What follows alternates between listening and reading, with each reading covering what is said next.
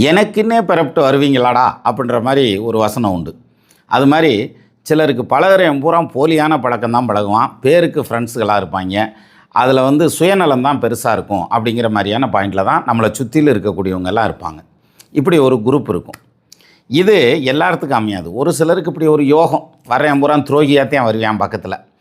சரி, இது யாருக்கு அப்படின்னா, மேச ராசியில் சனி இருந்ததுன்னா உங்களுக்கு இப்படிப்பட்ட ஃப்ரெண்ட்ஸ் நிறையா கிடைப்பாங்க. பழக்க வழக்கம் நிறையா கிடைக்கும். அதாவது பொருளாதாரமாகட்டும், சோஷியல் ஸ்டேட்டஸ் ஆகட்டும், அல்லது பதவி, உத்தியோகம், இந்த மாதிரியான வகைகளில் உங்களோட கீழே இருக்கிறவங்களுடைய தொடர்பு அதிகமாக வரும். இதில் ஒழுக்க குறைவானவங்களுடைய தொடர்பும் அதிகமாக வரும்.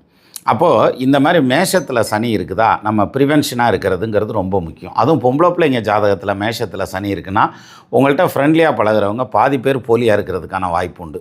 அதனால் இந்த மாதிரியான விஷயங்களில் எச்சரிக்கையாக இருக்கணும். நம்ம ஜாதகத்தில் மேஷத்தில் சனி இருந்ததுன்னா we should be more cautious about these things.